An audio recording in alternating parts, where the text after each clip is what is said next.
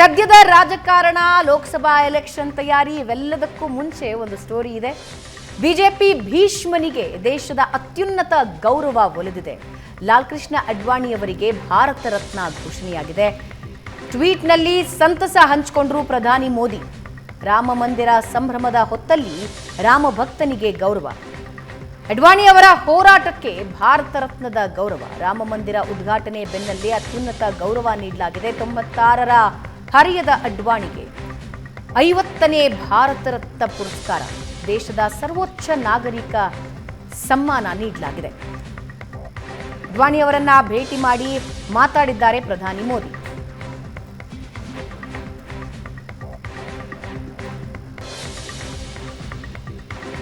ನರೇಂದ್ರ ಮೋದಿ ಅವರ ಟ್ವೀಟ್ ಅನ್ನ ನಮ್ಮ ಸ್ಕ್ರೀನ್ ನಲ್ಲಿ ನೀವು ನೋಡ್ತಾ ಇದ್ದೀರಾ.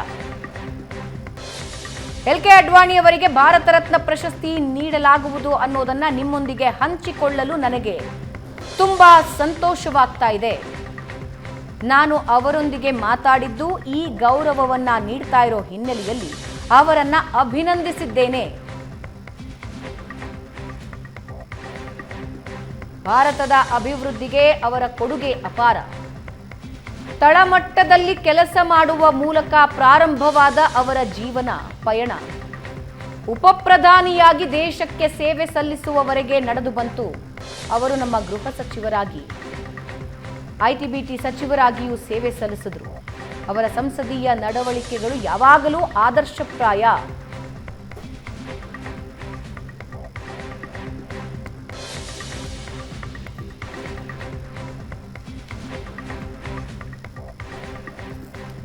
ಪ್ರಶಾಂತ್, ಅಡ್ವಾಣಿಯವರ ಹೋರಾಟ ಒಂದು ತೂಕವಾದರೆ ಜೊತೆಗೆ ಅವರ ಸಂಸದೀಯ ನಡವಳಿಕೆಗಳ ಬಗ್ಗೆಯೂ ಕೂಡ ಪ್ರಧಾನಿ ಮೋದಿ ಮಾತನಾಡಿದರು. ಅತಿ ಕಡಿಮೆ ಅವಧಿಗೆ ಅಧಿಕಾರವನ್ನು ಅನುಭವಿಸಿದವರು, ಹೆಚ್ಚು ಸಮಯ ಸಂಸತ್ತಿನಲ್ಲಿ ಇದ್ದವರು, ಮುತ್ಸದ್ದಿ ರಾಜಕಾರಣಿ.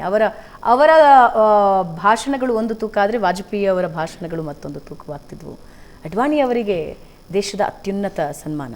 ಭವನ ನೋಡಿ, ಅಟಲ್ ಶ್ಯಾಮಪ್ರಸಾದ್ ಮುಖರ್ಜಿ ತೀರಿಕೊಂಡ ನಂತರ ಅಟಲ್ ಬಿಹಾರಿ ವಾಜಪೇಯಿ ಅವರ ಒಬ್ಬ ರಾಜಕೀಯ ಕಾರ್ಯದರ್ಶಿಯಾಗಿ ಲಾಲ್ ಕೃಷ್ಣ ಅಡ್ವಾಣಿಯವರ ಜೀವನ ಆರಂಭ ಆಯಿತು, ಸಾರ್ವಜನಿಕ ಜೀವನ. ಅದಕ್ಕಿಂತ ಮುಂಚೆ ಅವರು RSSನ ದಿಲ್ಲಿ ಹತ್ತಿರದಲ್ಲೇ ಒಂದು ಅಲ್ವಾರ್ ಅಂತಿದೆ, ರಾಜಸ್ಥಾನ್, ಅಲ್ಲಿ ಅವರು ಜಿಲ್ಲಾ ಪ್ರಚಾರಕರಾಗಿದ್ದರು RSSದು. ಅವರನ್ನು ವಾಜಪೇಯಿ ಅವ್ರ ಜೊತೆ ನಿಯೋಜನೆ ಮಾಡಲಾಯಿತು. ನಿಧಾನವಾಗಿ ಅವರು ಕೂಡ ರಾಜಕಾರಣಕ್ಕೆ ಬಂದರು. ತುರ್ತು ಪರಿಸ್ಥಿತಿಯ ನಂತರದ ಜನತಾ ಪಾರ್ಟಿ ಸರ್ಕಾರದಲ್ಲಿ ಇಬ್ಬರು ಮಂತ್ರಿಗಳಾಗಿದ್ದರು ಜನಸಂಘದಿಂದ. ಒಬ್ಬರು ಲಾಲ್ ಕೃಷ್ಣ ಅಡ್ವಾಣಿ, ಇನ್ನೊಬ್ಬರು ಅಟಲ್ ಬಿಹಾರಿ ವಾಜಪೇಯಿ. ಲಾಲ್ ಕೃಷ್ಣ ಅಡ್ವಾಣಿ ವಾರ್ತಾ ಮತ್ತು ಪ್ರಚಾರ ಇಲಾಖೆ ಸಚಿವರಾಗಿದ್ದರು. ವಾಜಪೇಯಿ ವಿದೇಶಾಂಗ ಸಚಿವರಾಗಿದ್ದರು.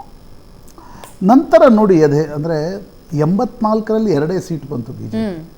ಅಂದರೆ ಒಂದು ಹೇಳಲಾಗತ್ತೆ, ಯಾವುದೋ ಒಂದು ಮೆಟ್ರೋಪಾಲಿಟನ್ ಇಲೆಕ್ಷನ್ಸ್ ದಿಲ್ಲಿದಲ್ಲಿ ಭಾರೀ ಪ್ರಚಾರ ಮಾಡಿದರು ವಾಜಪೇಯಿ ಮತ್ತು ಅಡ್ವಾಣಿ, ಸೋತೋದ್ರು.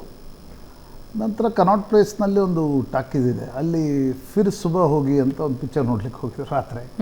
ಅಷ್ಟೊಂದು ಘನಿಷ್ಠ ಮಿತ್ರತ್ವ, ಜೊತೆಗೆ ಅಡುಗೆ ಮಾಡ್ಕೊಳ್ಳೋರು. 84ರಲ್ಲಿ ಏನಾಯಿತು ಅಂದರೆ ಕೇವಲ 2 ಸೀಟ್ ಬಂತು BJPಗೆ, ಇಂದಿರಾ ಗಾಂಧಿ ಹತ್ಯೆ ನಂತರ ನಡೆದಿರ್ತಕ್ಕಂಥ ಚುನಾವಣೆಯಲ್ಲಿ. ಆಗ ಮೊದಲ ಬಾರಿ ವಾಜಪೇಯಿ ನಂತರ ಯಾರು ಅನ್ನೋದರ ಬಗ್ಗೆ RSSನಲ್ಲಿ ಒಂದು ಚರ್ಚೆ ಆರಂಭ ಆಯಿತು. ಲಾಲ್ ಕೃಷ್ಣ ಅಡ್ವಾಣಿ ಅವರನ್ನು BJP ರಾಷ್ಟ್ರೀಯ ಅಧ್ಯಕ್ಷರನ್ನಾಗಿ ಮಾಡಲಾಯಿತು. ವಿಶ್ವ ಹಿಂದೂ ಪರಿಷತ್ ಒಂದು ಕಡೆ ರಾಮ ಮಂದಿರದ ಹೋರಾಟವನ್ನು ಆರಂಭಿಸಿತು. ಆಗ ಗೋವಿಂದಾಚಾರ್ಯ, RSSನ ಭೌರವ್ ದೇವರಸ್ ಗೋವಿಂದಾಚಾರ್ಯ ಹೇಳ್ತಾರೆ, ಇಲ್ಲ ಒಂದು 6 ರಥಯಾತ್ರೆಯನ್ನು ನಡೆಸಬೇಕು. ಅಟಲ್ಜಿ, ಅಡ್ವಾಣಿಜಿ, ಜಸ್ವಂತ್ ಸಿಂಗ್, ಸಿಕಂದರ್ ಭಕ್ತ್, ಇವರೆಲ್ಲರೂ ವಿಜಯರಾಜೇ ಸಿಂಧಿಯಾ ಅಂತ. ಗೋವಿಂದಾಚಾರ್ಯ ಹೋಗಿ ಎಲ್ರಿಗೂ ಕೇಳಿದ್ರು. ಅಟಲ್ಜಿ ಹೇಳಿದ್ರು, ಕ್ಯಾ ಮೈ ನೌಟಂಕಿ ಕರ್ನಾ, ಮೈ ನೈ ನೌಟಂಕಿ ಕರುಂಗಾ ಅಂತಂದ್ರು. ಅಂದರೆ ರಾಮರಥಯಾತ್ರೆ.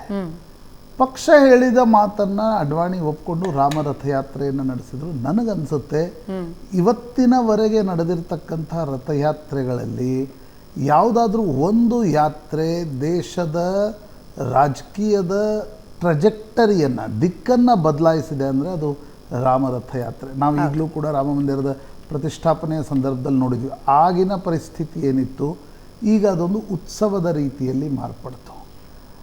ಅಡ್ವಾಣಿ ಆಗ ಪದೇ ಪದೇ ಹೇಳ್ತಾ ಇದ್ರು, ಒಂದು ಸಾಂಸ್ಕೃತಿಕ ರಾಷ್ಟ್ರವಾದ, ಕಲ್ಚರಲ್ ನ್ಯಾಷನಲಿಸಮ್ ಅಂತಕ್ಕಂಥ ಈಗೇನು ಹಿಂದೂ ರೆನೆಸನ್ಸ್ ಅಂತೆಲ್ಲ ಶಬ್ದಗಳು ಬರ್ತವೆ, ಅದಕ್ಕೆ ಅವರೊಂದು ಶಬ್ದ ಕೊಟ್ಟಿದ್ರು ಸಾಂಸ್ಕೃತಿಕ ರಾಷ್ಟ್ರವಾದ. ನಾವು ಸಾಂಸ್ಕೃತಿಕ ರಾಷ್ಟ್ರವಾದವನ್ನು ಹೇಳ್ತೀವಿ.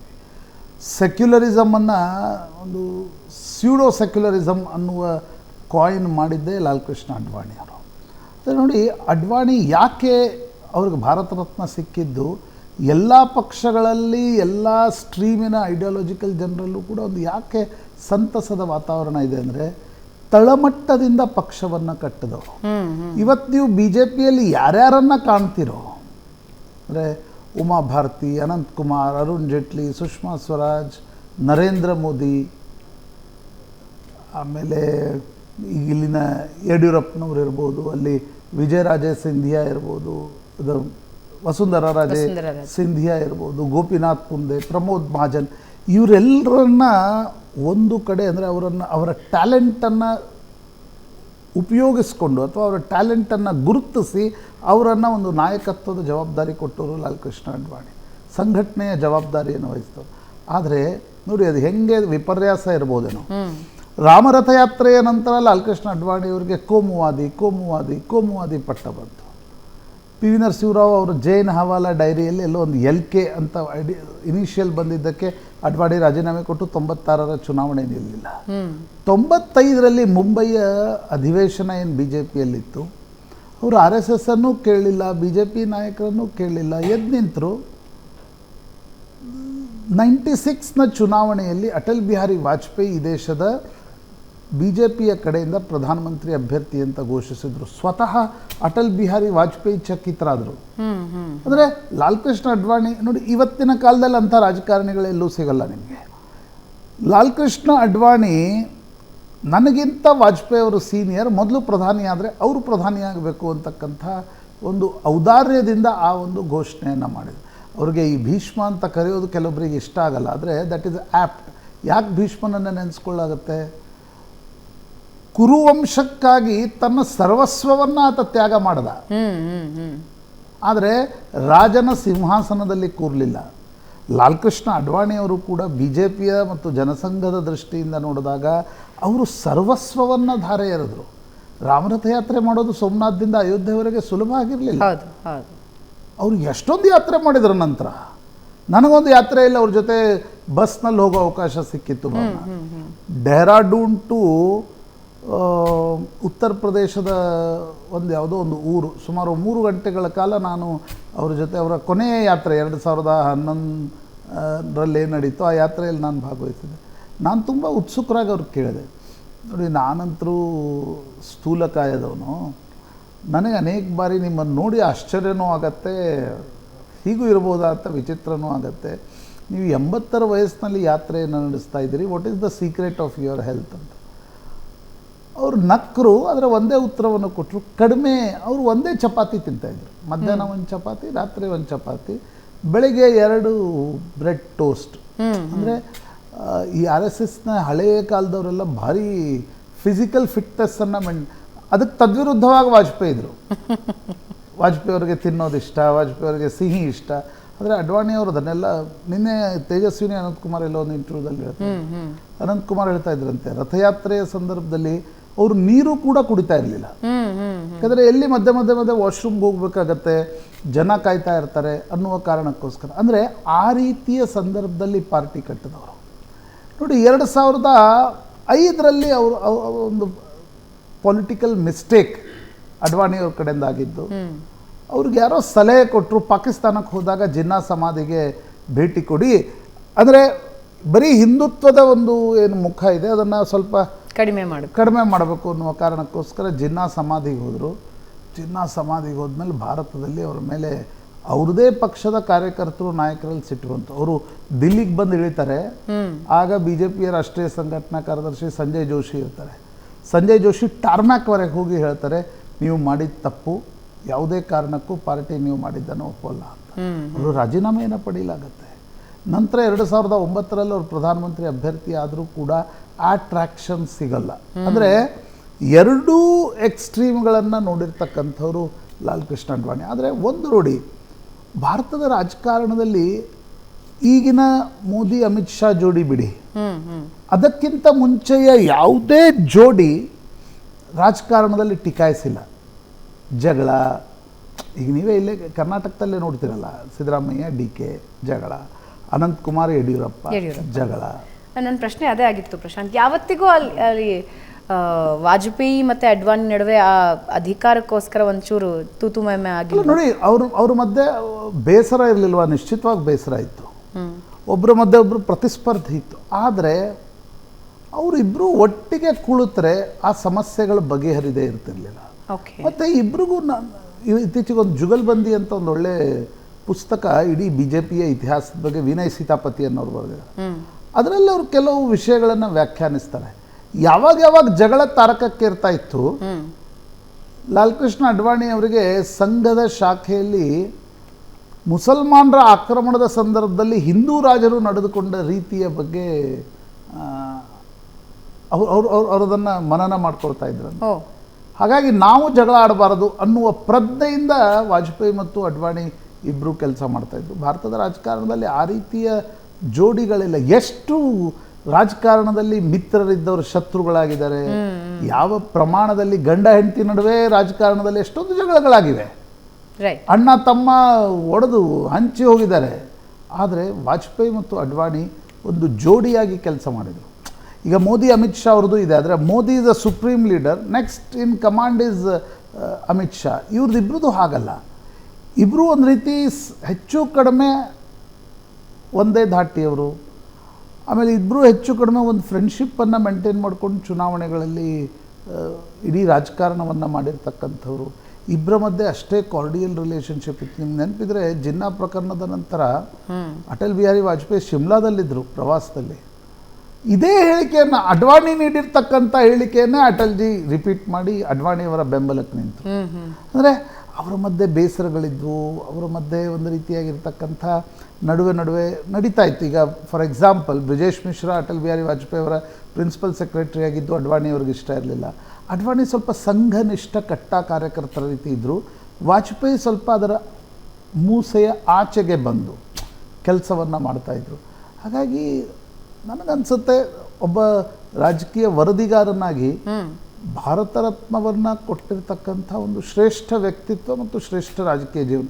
ನೀವು ಅಡ್ವಾಣಿಯವರ ಪಾರ್ಲಿಮೆಂಟ್ರಿ ಬಗ್ಗೆ ಕೇಳ್ತಾ ಇದ್ರಿ. ಎಂದೂ ಮಿತಿ ಮೀರಿದ, ಸಿಟ್ಟಾಗಿ ಯಾರನ್ನೋ ಬೈದ ಯಾವುದೇ ಘಟನೆಗಳಿಲ್ಲ.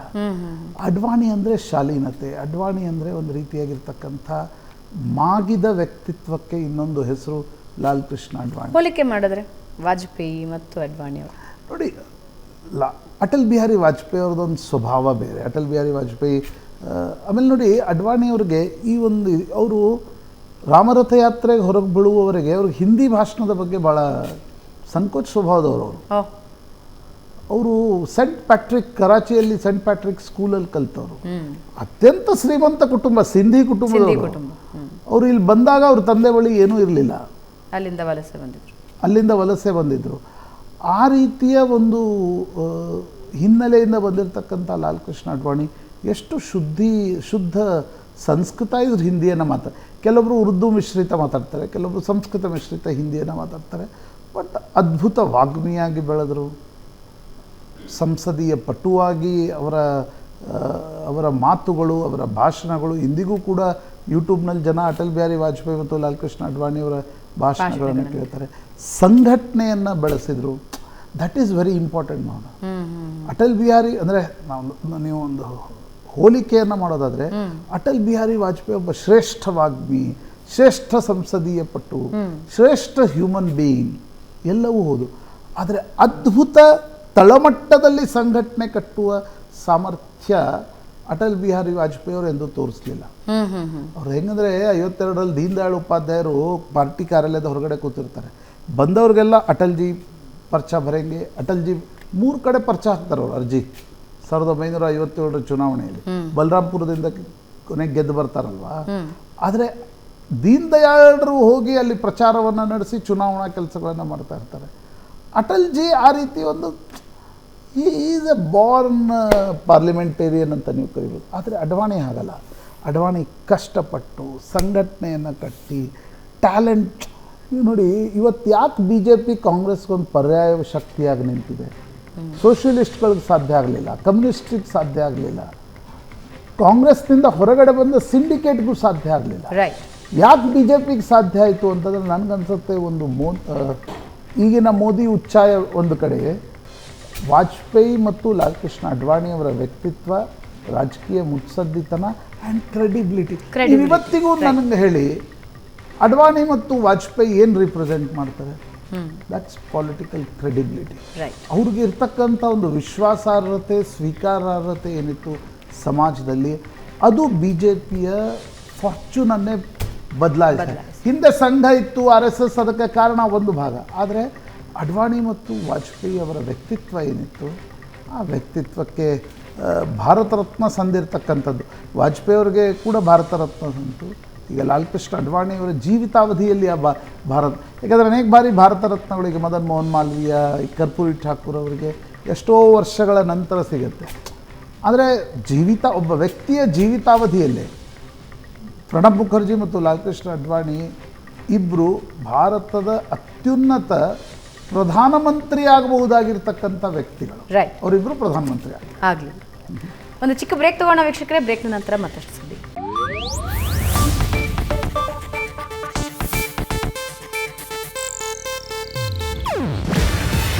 ಇದು ಏಷ್ಯಾನೆಟ್ ನ್ಯೂಸ್ ನೆಟ್ವರ್ಕ್ ಪ್ರಸ್ತುತಿ. ನೀವು ನೋಡ್ತಿದ್ದೀರಾ ಏಷ್ಯಾನೆಟ್ ಸುವರ್ಣ ನ್ಯೂಸ್.